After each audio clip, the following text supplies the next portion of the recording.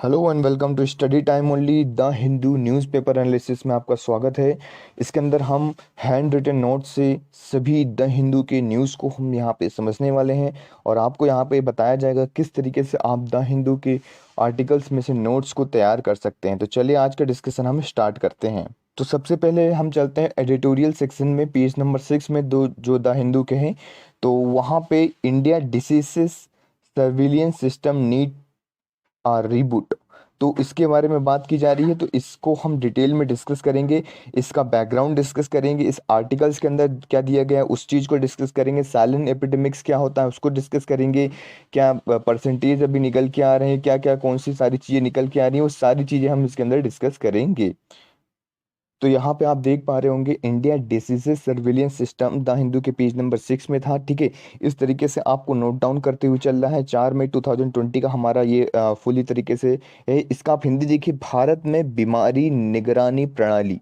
ठीक है, तो अगर कोई हिंदी मीडियम के स्टूडेंट्स हैं उनके लिए भी मैं कोशिश कर रहा हूँ कि यहाँ पे इस तरीके से वर्ड्स को मेंशन करने के लिए कि जिस तरीके जिससे उनका भी यहाँ पे हेल्प हो पाए।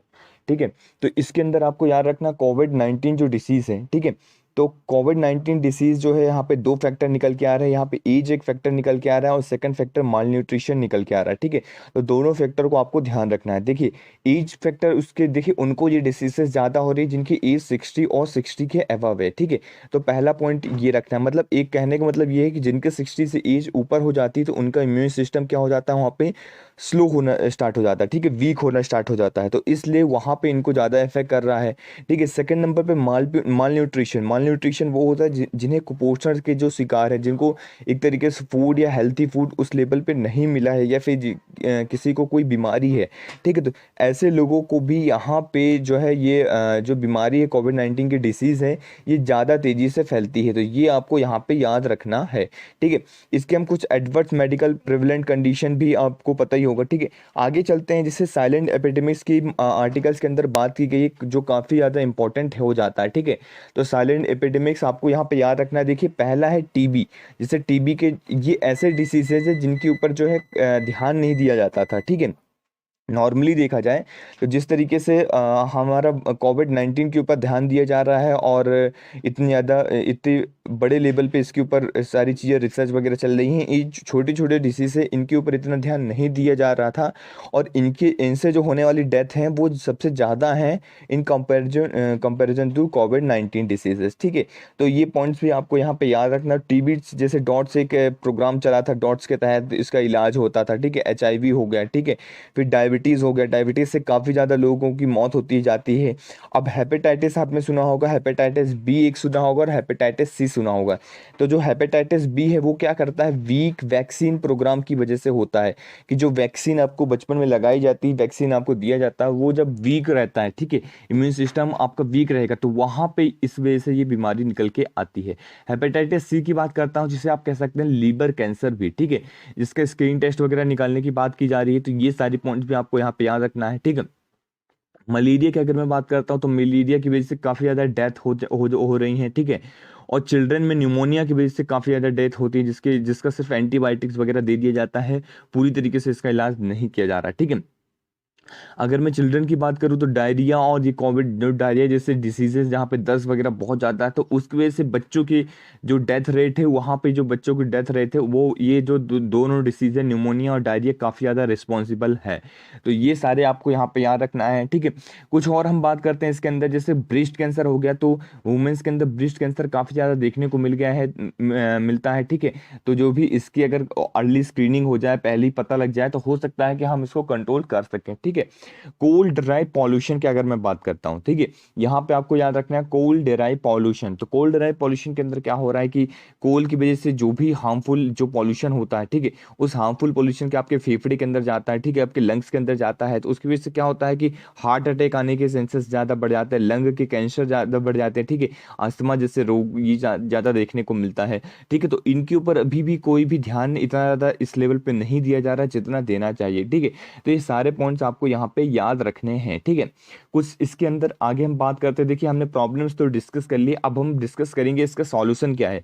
तो पहला सॉल्यूशन ये है कि प्राइमरी हेल्थ केयर, तो प्राइमरी हेल्थ केयर में टेस्टिंग होना जरूरी है। इससे अगर किसी को थोड़ा सा भी प्रॉब्लम हुई तो उसकी आप अच्छे तरीके से टेस्ट करवाइए कि क्या ये जो ऐसा तो नहीं है कि कुछ कोई बड़ी बीमारी का रूप ले लेगा, ये आने वाले टाइम में बड़ी बीमारी बन सकता है, तो क्या कुछ ऐसा सिस्टम तो नहीं है, तो उसको आप पहचानने की कोशिश करिए। तो प्राइमरी हेल्थ केयर में टेस्टिंग सबसे ज़्यादा इंपॉर्टेंट है। कहीं पे भी लिखने के लिए आए तो आप इसको जरूर मेंशन करिएगा, ठीक है। बीआरसीए कंट्रोवर्सी काफ़ी ज़्यादा निकली थी बीआरसीए जीन के, ठीक है। तो ये जो ब्रेस्ट कैंसर होता है उसके ऊपर दो जीन रिस्पॉन्सिबल हैं, BRCA1 एंड BRCA2। तो रिसर्च ने ये रिसर्च की थी, इसको निकाला था, मतलब ये तो पहले से एग्जिस्ट करती हैं, ठीक है, इसकी वजह से रिस्पॉन्सिबल है। तो यूएस की एक कंपनी थी मैरियट, तो मैरियट ने क्या किया था, इसके ऊपर पहली बार निकाला था, तो इसने क्या किया था, मतलब एक तरीके से इसके ऊपर अपना पेटेंट राइट रखवा लिया था। लेकिन यूएसए के सुप्रीम कोर्ट ने इसे डिसमिस कर दिया। ये इंपॉर्टेंट इन्फॉर्मेशन आपको याद रखना है कि यूएसए के सुप्रीम कोर्ट ने इसे डिसमिस कर दिया। उन्होंने बोला कि यार आप पर्टिकुलर कोई भी जीन को अगर आप लेबोरेटरी में तैयार करते हैं तो उसके ऊपर आपको पेटेंट मिलेगा, जबकि जो चीज़ एग्जिस्टिंग से पहले से है उसको अगर आप रिसर्च कर रहे हैं तो उसके ऊपर आपको पेटेंट नहीं मिलेगा। हाँ, आपका नाम मिल सकता है कि आपने रिसर्च किया है, ठीक है, आपका नाम आ जाएगा, लेकिन आपको पेटेंट नहीं दिया जाएगा। तो ये इंपॉर्टेंट इन्फॉर्मेशन भी आपको यहाँ पे याद रखनी है, ठीक है। थोड़ा सा और अगर हम इसके अंदर बात करते हैं, जैसे इंक्लूसिवनेस की अगर मैं बात करता हूँ तो हेल्थ केयर के अंदर काफ़ी ज़्यादा इंक्लूसिवनेस नहीं देखने को मिलती है। तो उसको हमें इंक्लूसिवनेस को बढ़ाना है कि छोटी हर जगह प्राइवेट स्कूल, सॉरी प्राइवेट जितने भी हेल्थ केयर सेंटर हो गए, ठीक है, और पब्लिक हेल्थ केयर सेंटर हो गए, तो दोनों में बराबरी बेसिस में सारी चीज़ें काम हो, ठीक है। ब्रेस्ट फीडिंग जो हो गया एक बहुत बड़ा एक उपाय है जो छोटे बच्चों के लिए किया जा सकता है, ठीक है। और अगर आप कह सकते हैं पीपी मॉडल काफ़ी इंपॉर्टेंट मॉडल हो जाता है। देखिए पीपी मॉडल अगर मैं आपको समझाता हूँ तो सिंपल सी पब्लिक प्राइवेट पार्टनरशिप मॉडल होता है, ठीक है। इसके तहत क्या होता है कि जो प्राइवेट के एक्सपर्टीज होते हैं, मैनेजमेंट सिस्टम होता है, वो वहाँ पे काम करता है। तो इसकी वजह से क्या होता है, आपने देखे होंगे कि प्राइवेट हॉस्पिटल्स वगैरह काफ़ी अच्छे से काम करते हैं, हेल्थ और सैनिटाइजेशन वगैरह का ध्यान रखते हैं, बहुत सारी चीज़ों पे ध्यान रखते हैं। लेकिन वही चीज़ अगर हम बात करते हैं हमारे पब्लिक हॉस्पिटल्स के अंदर तो वो सारी चीज़ें नहीं हो पाती, ठीक है। तो जो मार्जिनल सेक्शन के लोग हैं, जो इतने पुअर हैं कि वो अफोर्ड नहीं कर पा रहे हैं, तो उनके लिए तो फिर वो पब्लिक हॉस्पिटल ही काफ़ी इंपॉर्टेंट होता है। तो उस पब्लिक हॉस्पिटल्स को ही हमको इस लेवल पे तैयार करना चाहिए, ठीक है। नेशनल फूड सिक्योरिटी मिशन जो है एक बहुत बड़ा रोल प्ले करता है इस चीज़ के अंदर। अगर अच्छे से नेशनल मतलब फूड सिक्योरिटी रहेगा, जो हमने बहुत डिटेल में फूड सिक्योरिटी के बारे में प्रीवियस लेक्चर के अंदर डिस्कस किया हुआ है, अगर हम तो आपको ज़रूर समझ में आ जाएगा, ठीक है। अगर आपने नहीं देखा है तो उसको आप जरूर जाके देखिएगा, ठीक है। मिशन इंद्रधनुष, अगर आप मिशन इंद्रधनुष को बहुत अच्छे से यहाँ पे अप्लाई करते हैं, जिसके अंदर सारी वैक्सीन वगैरह रहती हैं, ठीक है, वो सारी चीज़ें की जाती है, तो ये इंपॉर्टेंट हो जाता है, ठीक है। तो ये आपको याद रखना है। आयुष्मान भारत कभी हम फिर कभी और डिस्कस करेंगे, डिटेल में डिस्कस करेंगे। तो ये सारी चीज़ें एक तरीके से आयुष्मान भारत के अंदर ही आता है। यहाँ पे नॉर्मली 5 लाख रुपए तक का इंश्योरेंस दिया जाता है पर फैमिली को, ठीक है, हेल्थ केयर सर्विस के लिए। तो ये आपको यहाँ पे याद रखना है, ठीक है। तो इस आर्टिकल को हमने डिटेल में देखा, डिटेल में डिस्कस किया। Now we are going to discuss the next article and the next article is no relief for the nowhere people. तो यहाँ पे एक तरीके से जो कॉन्सेप्ट को समझाया गया है, हम कॉन्सेप्ट के ऊपर ध्यान देंगे, ठीक है। इसके आर्टिकल के अंदर बहुत सारी चीज़ें ऐसी हैं जो इंपॉर्टेंट नहीं है, लेकिन बहुत सारे ऐसे पॉइंट्स हैं जो बहुत ज़्यादा इंपॉर्टेंट हैं। जैसे कि यहाँ पे बात किया गया है डू इंडिया की बात की गई, टू इंडिया, मतलब एक इंडिया रिच इंडिया बताया गया है, एक पुअर इंडिया बताया गया है। फिर पुअर इंडिया की जो वर्कर्स वगैरह जो आते हैं उनकी प्रॉब्लम्स को बताया गया है, वो कितने सेक्टर में है। 4D का कॉन्सेप्ट दिया गया है, जो 3D का कॉन्सेप्ट चलता था उससे 4D का कॉन्सेप्ट आया। तो ये सारे कॉन्सेप्ट इस आर्टिकल के अंदर आए हैं। तो उस सभी आर्टिकल्स को, उस सभी पॉइंट्स को हम एक एक करके देखेंगे, ठीक है। जैसा कि आप सभी लोग देख पा रहे होंगे कि यहाँ पे फ्लो चार्ट की मदद से मैंने यहाँ पे तैयार किया है आइडिया ऑफ टू इंडिया को, कि एक तरफ है हमारा पुअर इंडिया, ठीक है, और एक तरफ है रिच इंडिया। देखिए रिच इंडिया के पास तो सब कुछ है, मतलब एक तरीके से उनके पास एसी वगैरह रहने के लिए है, रोटी कपड़ा मकान, बल्कि उससे भी ज़्यादा चीज़ें हैं, ठीक है। तो एक तरफ तो रिच इंडिया हो गया जिसको कोई भी प्रॉब्लम नहीं है, एक तरीके से आप ऐसा कह सकते हैं, ठीक है। लेकिन एक तरफ, दूसरी तरफ हमारा इंडिया जो है इस तरीके से डिवाइड हो रहा है पुअर इंडिया की तरफ। तो पुअर इंडिया है जो वो बेसिक रिक्वायरमेंट रिक्वायरमेंट जो बेसिक एमिनिटीज़ होती हैं उसको वो फुलफिल नहीं कर पा रहे हैं, ठीक है। जैसे कि रोटी, कपड़ा और मकान, ठीक है। आपने सुना ही होगा कि बेसिक रिक्वायरमेंट होती है हमारी रोटी, कपड़ा और मकान। तो वो उसी चीज़ों को, ज़रूरत को पूरा नहीं कर पा रहे हैं। तो ये गरीब लोगों की, इसके अंदर श्रमिक आ जाते हैं, बहुत सारे जो हमारे वर्कर हो जाते हैं ऑर्गेनाइज सेक्टर के, वो सारे वर्कर इसके अंदर आ जाते हैं, ठीक है। अब जो इंडिया का कॉन्सेप्ट था, तो इंडिया पहले 3D में चलता था, अभी अभी 4D में आ गया। अब देखिए 3D और 4D क्या है, हम बहुत ही डिटेल में समझते हैं।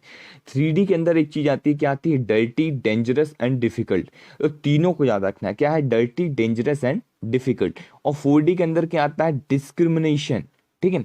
अब मैं एक एक करके आपको समझाता हूँ। डर्टी मतलब मैनुअल स्कैवेंजिंग, आपने सुना होगा, जहाँ पे हाथ से या फिर आदमी खुद जाके सेप्टी टैंक वगैरह के अंदर घुसता है और चीज़ों निकालता है, जिसकी वजह से प्रीवियस मतलब पिछले 3 या 4 साल के अंदर 283 डेथ हो चुकी हैं, ठीक है।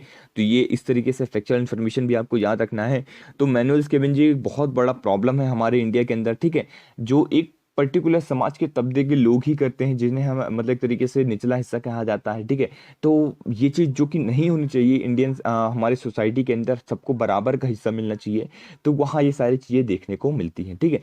डेंजरस की अगर मैं बात करता हूँ, तो जहाँ पे क्रैकर्स वगैरह बनते हैं, पटाखे वगैरह बनते हैं, ठीक है, इस तरीके से चीज़ें होती हैं, वहाँ पे उन जो लोग हैं उनकी जो बहुत ज़्यादा हेल्थ को इफ़ेक्ट करता है। माइनिंग एक्टिविटीज़ जहाँ पे होता है, डिफ़िकल्ट्स की बात करता हूँ, तो बहुत ज़्यादा डिफ़िकल्ट होता है माइनिंग एक्टिविटीज़ में, उनकी हेल्थ बहुत ज़्यादा।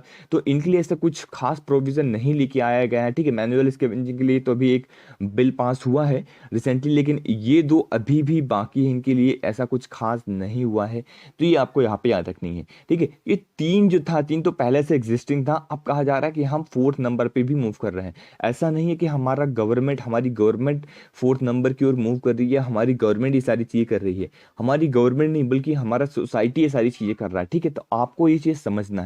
डिस्क्रिमिनेशन की अगर मैं बात करता हूँ, तो वहाँ पे मजदूरी आ जाती है, ठीक है, भेदभाव आ जाता है पर्टिकुलर, कि यार इससे ये काम करवाएंगे, इससे ये काम नहीं करवाएंगे, या पर्टिकुलर जैसे आप कह सकते हैं डेटा के अनुसार कि 80% जो होता है यहाँ पे, जो मजदूर काम करते हैं वो किसी कॉन्ट्रैक्ट बेसिस में नहीं काम नहीं करते हैं। तो पर्टिकुलर उन्होंने एक दिन काम किया और दूसरे दिन को निकाल दिया, ठीक है। तो उनका जो एम्प्लॉयबिलिटी है वो हमेशा ही खतरे में रहती है, और इनडायरेक्टली डायरेक्टली उनकी जो फूड सिक्योरिटी है वो इफेक्ट होती है। ये सारी चीज़ें इसके अंदर इफेक्ट होती हैं, ठीक है। तो ये आपको याद रखना है। अगर मैं वर्क की बात करता हूँ, तो जैसे 3 कैटेगराइज के अंदर हमने इसको डिवाइड किया है, ठीक है। वो कौन कौन सी हो जाती हैं, एक हो जाता है चाइल्ड लेबर, ठीक है। तो चाइल्ड लेबर जो है, ठीक है, और फिर सेकंड नंबर पे बॉन्डेड लेबर और ट्रैफिक लेबर, ठीक है। तो तीनों आपको याद रखना है। देखिए चाइल्ड लेबर मतलब जो बच्चा मजदूरी करता है, ठीक है, 16 साल से कम का बच्चा जो अगर मजदूरी कर रहा है, तो वो रिस्ट्रिक्शन है हमारे आर्टिकल 24 के अंदर। ये प्रीवियसली क्वेश्चन भी अराइज हुआ था, पूछा गया था। तो आर्टिकल 24 के अंदर इसको रिस्ट्रिक्ट किया गया है, तो ये आपको यहाँ पे याद रखना है, ठीक है। बॉन्डेड लेबर की बात करता हूँ, जिसे आप हिंदी में बधुआ मजदूर कह सकते हैं, ठीक है। तो बधुआ मजदूर एक तरीके से आपको पैसा नहीं दे रहे हैं, या आपको रोक के रखा हुआ कि यार काम नहीं करोगे तो पैसा नहीं मिलेगा, और उस तरीके से आपको मतलब एक तरीके से बांध के रखा हुआ है, ठीक है, बाउंड करके रखा हुआ, तो उसे हम बॉन्डेड लेबर कहते हैं, ठीक है। और ट्रैफिक लेबर मतलब एक तरीके से आपको यहाँ से उठा के वहां लेके जा रहे हैं, ट्रैफिकिंग करवा रहे हैं, उस वजह से आपको लेबरगिरी करवाई जा रही है। तो ये सारी चीजें जो है रिस्ट्रिक्शन है under article 23 of the constitution, that is our fundamental right. तो दोनों आर्टिकल को आपको बाय हार्ट याद रखना है। अब इंडिया को क्या चाहिए, हमारी सोसाइटी को क्या चाहिए, इंडिया इज वॉट, हमारी सोसाइटी ही है। तो क्या चीज की जरूरत है, नीड क्या है, सोसाइटी को इंक्लूसिवनेस की जरूरत है, कि मतलब चीज़ों को, हर तबके के इंसान को हमारे सोसाइटी के अंदर बराबर का अधिकार मिलना चाहिए, इक्विटेबल मिलना चाहिए। नॉन डिस्क्रिमिनेशन जो इतना ज़्यादा चला है उसको हटाना चाहिए, मतलब एक तरीके डिस्क्रिमिनेशन जो चला है उसे हटाना चाहिए, नॉन डिस्क्रिमिनेशन को बढ़ाना चाहिए, ठीक है। कि मतलब कोई किसी चीज़ के साथ, किसी के साथ जो भी डिस्क्रिमिनेशन ना किया जाए। लेबर मार्केट को यूनिफाइड करने की जरूरत है, बहुत ज़्यादा इंपॉर्टेंट है कि लेबर मार्केट को हम यूनिफाइड कर सके, ठीक है। जिससे उनका हेल्थ से लेके उनकी फूड सिक्योरिटी से लेके एक एक चीज़ जो है यहाँ पे इंश्योर हो पाए, ठीक है। लेबर मार्केट के अंदर वो क्या चल रहा है, यूनिवर्सल सोशल सिक्योरिटी सिस्टम की जरूरत है, कि उनको सोशल सिक्योरिटी यहाँ पे प्रोवाइड करवाई जाए, ठीक है। तो काफ़ी इंपॉर्टेंट पॉइंट्स यहाँ पे हो जाते हैं जो आपको याद रखनी है, ठीक है। So the next article which we are going to discuss is BRICS against कोविड-19। तो देखिए ये आर्टिकल के अंदर ऐसा कुछ खास पॉइंट्स नहीं दिए गए हैं, बस इसके अंदर न्यू डेवलपमेंट बैंक जो फाइनेंशियल मॉडल है एक तरीके से, can become the template to address natural disaster. जो इस तरीके से नेचुरल डिजास्टर आता है तो उसके लिए न्यू डेवलपमेंट बैंक की बात की गई है, फाइनेंशियल मॉडल की बात की गई है, तो ये इंपॉर्टेंट हो जाता है। तो हम बैकग्राउंड से निकालेंगे चीज़ों को और वहाँ पे वो चीज़ें डिस्कस करेंगे जो आपके एग्जाम के लिए काफ़ी इंपॉर्टेंट है, ठीक है। तो यहाँ पे आप देख पा रहे होंगे न्यू डेवलपमेंट जो है, अगर मैं बात करता हूँ ये कब बना था, तो 2014 के अंदर ये इस्टेब्लिश हुआ था, आपको याद रखना है। इसका दूसरा नाम आप कह सकते हैं ब्रिक्स डेवलपमेंट बैंक। इसके अंदर कितने मेंबर्स हैं, अगर मैं इसकी बात करूं तो यहाँ पे ब्रिक्स मेंबर हैं। ब्रिक्स मेंबर का मतलब है B for Brazil, R for Russia, I for India, C for China and S for South Africa. तो टोटल 1 2 3 4 5, तो टोटल कितने मेंबर्स हैं इसके अंदर, 5 मेंबर्स हैं, आपको याद रखना है, ठीक है। ब्रिक्स कंट्रीज के नाम आपको याद होने चाहिए, ठीक है। इंटरनेशनल फाइनेंशियल इंस्टीट्यूट है, ये बहुत इंपॉर्टेंट है। हेडक्वार्टर संघाई चाइना के अंदर है, तो ये पॉइंट्स पे आपको याद रखना है, ठीक है। इसके अंदर सबसे इंपॉर्टेंट ये हो जाता है वोटिंग राइट्स की। अगर मैं बात करता हूँ कौन इसका मेंबर बन सकता है, तो यूनाइटेड नेशन का कोई भी राष्ट्र, ठीक है, कोई भी नेशन जो है यूनाइटेड नेशन का इसका मेंबर बन सकता है। लेकिन जो वोटिंग होगा, वोटिंग का जो परसेंटेज होगा वो मैक्सिमम 55% जो वोटिंग होगा वो ब्रिक्स के पास रहेगा। मतलब ब्रिक्स कंट्रीज जो हैं उनके पास रहेगा 55% वोटिंग का पावर, और बाकी जो बचा है वो अलग अलग कंट्रीज को दे सकते हैं, ठीक है। अब देखिए वोटिंग राइट से यहाँ पे अभी तो इक्वल है, मतलब 20% ईच कंट्री को दिया जा रहा है। हर कंट्री के पास 20% है, total 5 country, that is the 100%, ठीक है। तो यहाँ पे सबको बराबर दिया जा रहा है। लेकिन फ्यूचर में ऐसा कहा जा रहा है based on the subscribed capital, कितना कैपिटल वो लगाते हैं, सब्सक्राइब कैपिटल कितना है, उसके बेसिस में यहाँ पे वोटिंग राइट डिसाइड होंगे, वोटिंग के परसेंटेज डिसाइड होंगे, ठीक है। अभी भी अगर बात की जाए तो सबके जो सब्सक्राइब कैपिटल वो 10 मिलियन डॉलर है, तो ठीक है। तो इस हिसाब से सबको यहाँ पे बराबर का अधिकार दिया गया है, ठीक है। तो ये हमने डिटेल में डिस्कस किया, सारे पॉइंट्स को देखे हमने ब्रिक्स के बारे में, ठीक है, एनडीबी के बारे में, नेशनल डेवलपमेंट बैंक के बारे में, ठीक है। So now we are going to discuss. देखिए यहाँ पे मैं तीनों को आपको यहाँ पे एक साथ दिखा देता हूँ। Tripura groups oppose settlement of Brus, ठीक है। तो ब्रू एक कमिटी है, तो उसके बारे में हम डिस्कस करेंगे। देन आफ्टर दैट हम डिस्कस करेंगे पीएम केयर जो फंड है। देखिए लगातार इसके ऊपर आर्टिकल्स आ रहे हैं, तो इंपॉर्टेंट हो जाता है, तो हमारे लिए भी इंपॉर्टेंट हो जाता है कि बार बार हम इस चीज़ को रिवाइज करें, देखेंगे क्या एक कुछ नए पॉइंट्स हैं इसके अंदर, ठीक है। फूड कॉर्पोरेशन ऑफ इंडिया काफ़ी इंपॉर्टेंट हो जाता है, तो इसको भी हम देखेंगे। फूड कॉर्पोरेशन ऑफ इंडिया, इसके अंदर क्या क्या चीज़ें हैं, ये क्या क्या करता है, तो इस सारी तीनों आर्टिकल को हम एक साथ देखने वाले हैं, ठीक है। सो यहाँ पे आप देख पा रहे होंगे ब्रू कमिटी, ठीक है, द हिंदू पेज नंबर 10 में इसका आर्टिकल आया है, तो इसको आपको याद रखना है, ठीक है। ब्रू जो रिफ्यूजेस क्राइसिस है 1997 में एथनिक क्लासेस को दिया गया था, ठीक है, एथनिक क्लासेस कहा गया था। अब ब्रू जिसे रियांग भी कहते हैं, एक कमिटी है, कहाँ कमिटी है, किस किस स्टेट के अंदर है, त्रिपुरा, आसाम एंड मिजोरम। याद रखिए जो 6 शेड्यूल के अंदर एरिया मेंशन है, तो क्वेश्चन अराइज हो सकता है कि 6 शेड्यूल के अंदर कितने एरिया मेंशन है, तो याद रखना आपको टोटल 4 एरिया 6 शेड्यूल के अंदर हैं, ठीक है, जो कि है त्रिपुरा, आसाम, मिजोरम एंड मेघालय, जिसमें से मेघालय जो है ब्रू से रिलेटेड नहीं है, ठीक है। इंपॉर्टेंट पॉइंट, मेघालय जो है ब्रू से रिलेटेड नहीं है। 3 स्टेट है, त्रिपुरा, आसाम एंड मिजोरम, ठीक है। अब हुआ क्या था, मैं स्टोरी आपको थोड़ा समझा देता हूँ कि क्राइसिस हुई थी उस टाइम पे। क्राइसिस के टाइम पे क्या हुआ था, जो ब्रू कमेटी है, ठीक है, तो वो कहाँ पे आ गई थी, मिजोरम से कहाँ पे आ गई थी, त्रिपुरा के अंदर, ठीक है। तो त्रिपुरा के अंदर वो आ गई थी, त्रिपुरा के अंदर बस गई थी। अब मिजोरम से जो है लगभग 37,000 लोग जो है त्रिपुरा आ गए थे, ठीक है।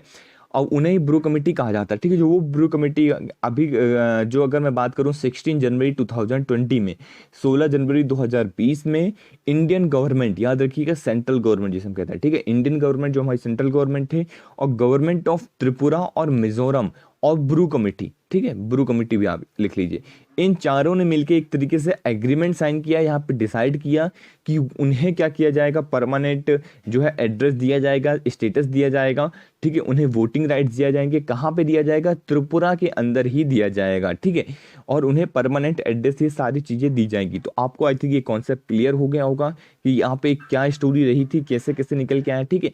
अब हमने बात की थी फूड कॉर्पोरेशन ऑफ इंडिया की, FCI।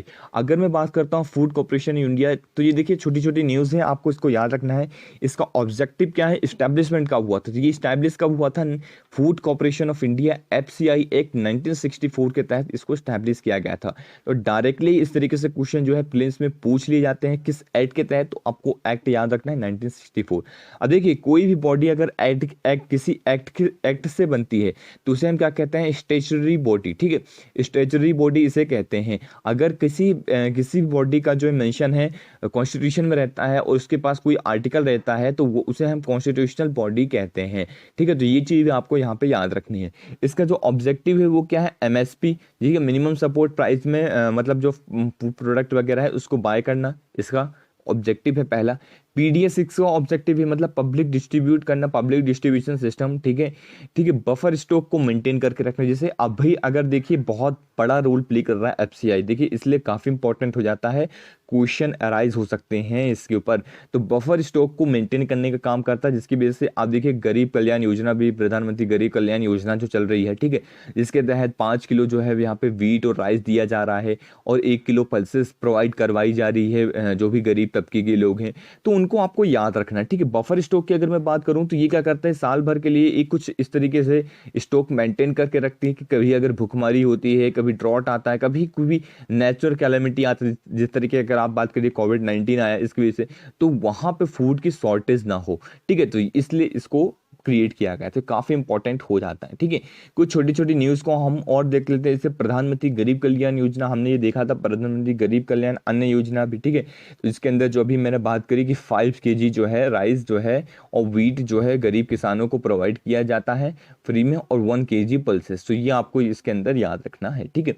पीएम केयर्स की बात करता हूँ। पीएम केयर्स क्या है, एक तरीके का ट्रस्ट है, ठीक है। इसके चेयरमैन कौन है, प्राइम मिनिस्टर इसके चेयरमैन है, याद रखना है आपको, ठीक है। थर्ड नंबर पे बात की जाए, ठीक है, इसके कितने मेंबर्स हैं, तो यहाँ पे 3 मेंबर्स दिखाया गया, डिफेंस मिनिस्टर, होम मिनिस्टर और फाइनेंस मिनिस्टर इसके मेंबर्स हैं, ठीक है। काफी इंपॉर्टेंट बॉडी हो जाती है क्योंकि प्राइम मिनिस्टर ऐसा चेयरमैन वर्क कर रहे हैं, ठीक है, डिफेंस, होम और फाइनेंस मिनिस्टर भी वर्क कर रहा है। तो यहाँ पे आपको ये चीज़ याद रखनी है, ठीक है। और यहाँ पे आप देख सकते हैं कि डोनेट करता है जो इंडिया से जो भी कंपनी वगैरह हैं, जो भी पर्सन्स हैं, वो सभी इसके अंदर डोनेशन दे सकते हैं, ठीक है। आप पर्टिकुलर आप भी दे सकते हैं, कितना भी डोनेशन कर सकते हैं।